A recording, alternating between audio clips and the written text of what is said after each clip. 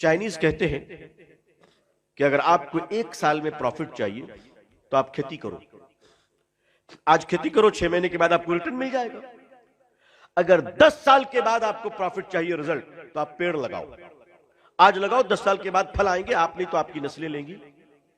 और फरमाते हैं अगर 1000 सालों की प्लानिंग करनी है, 1000 सालों की, अपनी कौम को, अपनी नस्लों को, अपनी औलादों को, औलाद दर औलाद को और कयामत तक के मुसलमानों को अगर बेहतरी की फिक्र करके कुछ करना है तो लोगों अच्छे इदारे कायम करो।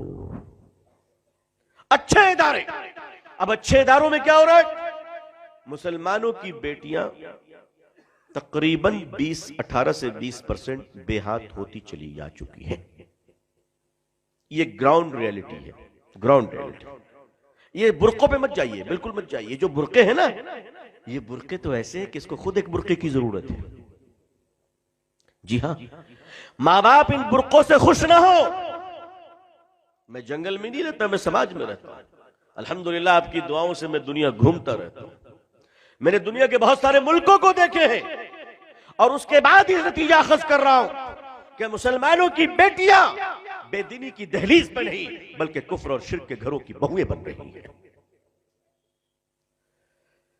इसी लखनऊ में आपका मरकज, वहां एक बड़े आलिम दीन है, हमारे दोस्त हैं, ऑल इंडिया मुस्लिम पसंदीदा बोर्ड के रुकन हैं।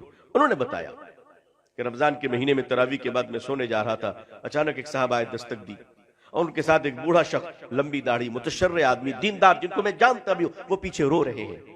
आकर बैठे, मैंने पूछा क्या बात है, बताइए, कोई तकलीफ है तो उसको हल किया जाएगा। वो ज़ारो क़ितार रोने लगे, ज़ारो क़ितार रोने लगे और रोते रोते उन्होंने फरमाया मैं क्या बताऊं, रमजान का महीना, मेरी बेटी दीनदार, तहज्जुद गुजार, रोजेदार है और वो इस रमजान के मुकद्दस महीने में रात में एक ऐसे गिरे पड़े के साथ भाग गई है कि मैं मुंह दिखाने के काबिल नहीं। कहा किसके साथ? कहा जो हमारी गली में झाड़ू लगाया करता था। बहुत मुतमईन मत होइए, ये मुतमईन मत होइए कि हमारा घर बहुत ठीक है, नहीं। और ये बेदीनी की आग आज क्यों जली? हम कहते बच्चियों में तालीम नहीं है, इसका जिम्मेदार कौन है? हम और आप हैं, हम भी और आप भी, सिर्फ हम अकेले नहीं है। ये जो सोचेगा अकेले हमारे सर पे ठेकड़ा फोड़ दीजिएगा तो मैं पूरा भाड़ आप ही के सर पे फोड़ दूंगा। इतना आसान नहीं कि आप सब फोड़ दीजिएगा। आप क्या कर रहे थे? आप डॉक्टर बन के सिर्फ पुर्जा लिखने के लिए है कि 50 रुपए फीस ले लिए? आपके यही काम है जिंदगी में, कमाना खाना। वकील का यही काम है फीस लेना। इंसानियत के तय आपकी कोई जवाबदेही नहीं है, कौम के तय आपके कोई जवाबदेही नहीं है, मिल्लत के तय आपकी कोई जवाबदेही नहीं है। उलमा और दानिश्वर मुश्तरका तौर पर जवाबदेह हैं कि मिल्लत की बेटियां तालीम याफ्ता कैसे हैं। हमने लड़कियों को तालीम से महरूम रखा। क्यों महरूम रखा? आवारा हो जाएंगी। अजीजा ने मिल्लत आवारा क्यों होगी? अच्छे माहौल में तालीम का बनाते तो आवारा नहीं होती। अगर मुसलमानों की बेटियां डॉक्टर नहीं बनेगी तो मुसलमान अपनी बीवियों का इलाज गैर मर्दों से करवाएगा कि नहीं करवाएगा? अरे बोलो, करवाएगा कि नहीं करवाएगा? तो गैरों से इलाज करवाकर अपनी बीवियों की इज्जत व आबरू को उछालने से बेहतर है अपनी बेटियों को डॉक्टर क्यों नहीं बनाते?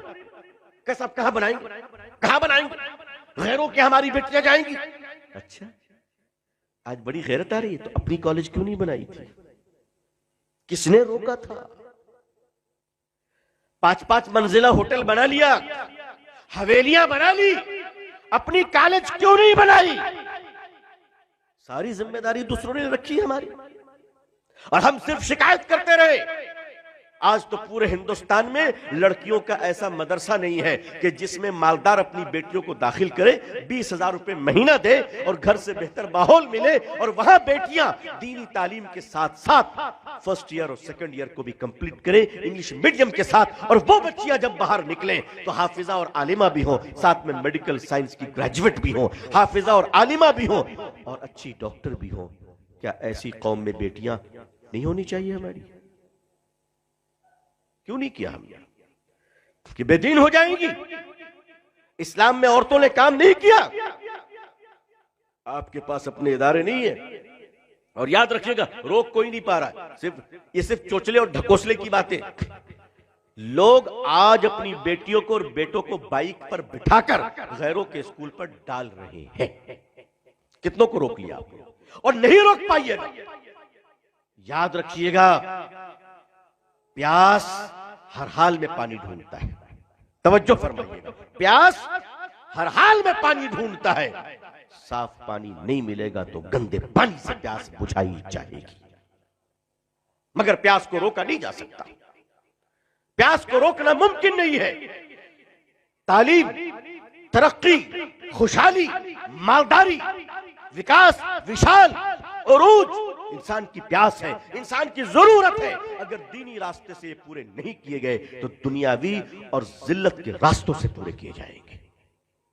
जिस तरह निकाह एक जरूरत है इंसान की, अगर इंसान जायज तरीके से निकाह कर कर अपनी ख्वाहिशों की तकमील नहीं करेगा तो वो बदकारी करेगा, वो गुनाह करेगा। और उस गुनाह से बचने के लिए अल्लाह और अल्लाह के नबी सल्लल्लाहु अलैहि वसल्लम ने निकाह रखा है। इसी तरह मुतबादिल ऑल्टरनेट सिस्टम, मुतबादिल निजाम मुसलमानों को बनाना पड़ेगा, वरना अभी क्या हुआ, आने वाले सालों में और रोना पड़ेगा, और रोना पड़ेगा।